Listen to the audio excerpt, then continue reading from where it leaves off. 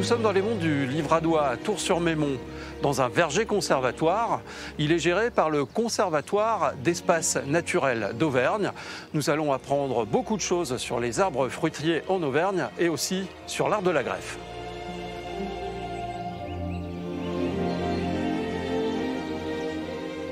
Christophe, toi tu travailles pour le Conservatoire d'espaces naturels? Comme bénévole. Comme oui. Bénévole, vice-président? Oui.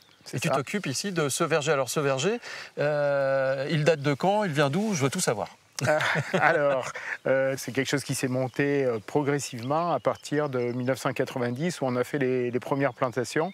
On collecte les variétés essentiellement locales qui étaient en lien avec le verger de plein vent et l'arboriculture traditionnelle qu'on pouvait avoir dans les campagnes auvergnates.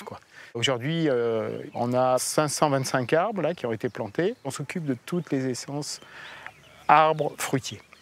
Je crois que tu nous as ramené quelques pommes, on va aller voir ce que ça donne. Allez.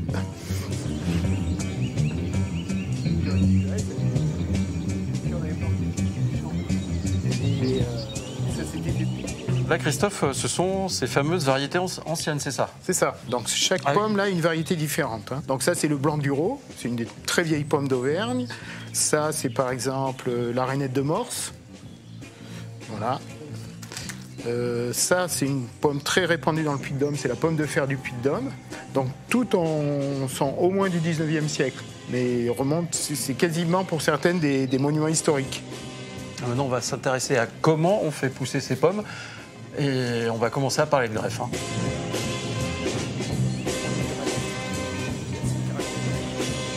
À côté, on a greffé Donc ça, c'est un des vieux qui était là quand on a récupéré le verger, enfin la parcelle. Et donc c'est une rainette orange. Et on voit bien le point de greffe là. Ah oui. Donc cette boursouflure là qui est assez marquée, c'est la différence entre justement le porte-greffe et ici la variété. Alors je vais te poser une question qui peut te sembler bête, mais pourquoi est-ce qu'on greffe? Eh bien on greffe parce que, mettons, quand on a une pomme comme ça, là, donc là il en reste une, tu peux récupérer les pépins, tu vas semer les pépins et ça va te donner une nouvelle variété. À chaque fois que tu sèmes un pépin, ça donne une nouvelle variété. Donc ça veut dire qu'il faut trouver un moyen de reproduire la partie aérienne autrement que par semis. La seule solution, c'est la greffe. Nous, ce qui nous intéresse, c'est bien sûr la partie supérieure de cet arbre greffé, mais est-ce que le porte-greffe, la partie inférieure, a elle aussi son importance dans le développement de l'arbre? Ah ben là, oui, une importance capitale, parce qu'en fait c'est le système racinaire. Donc d'un porte-greffe à l'autre, on peut avoir des évolutions différentes. Ça veut dire qu'on sélectionne aussi les porte-greffes? Ça veut dire qu'il y a une sélection des porte-greffes, effectivement, quasiment depuis la Renaissance.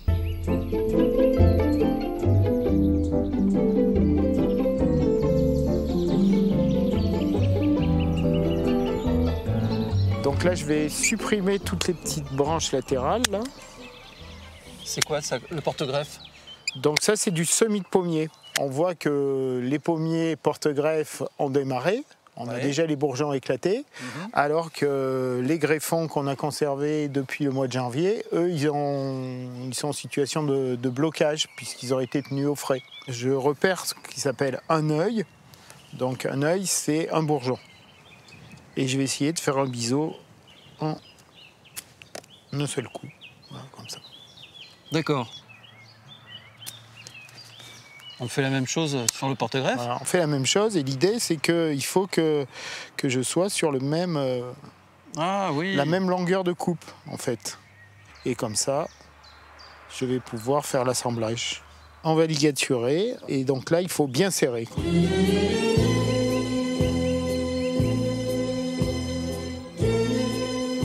Voilà, la greffe est là, est terminée. Donc là, j'ai donné un petit coup de sécateur là.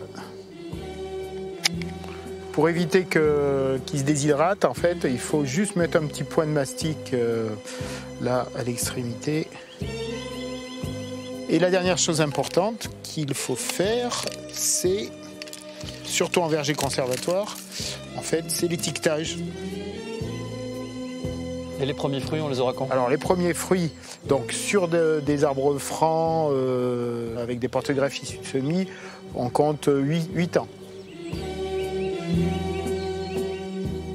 Alors Christophe, on voit là, tu as préparé plusieurs greffons avec des tailles différentes. Ça veut dire qu'il existe beaucoup de types de greffes?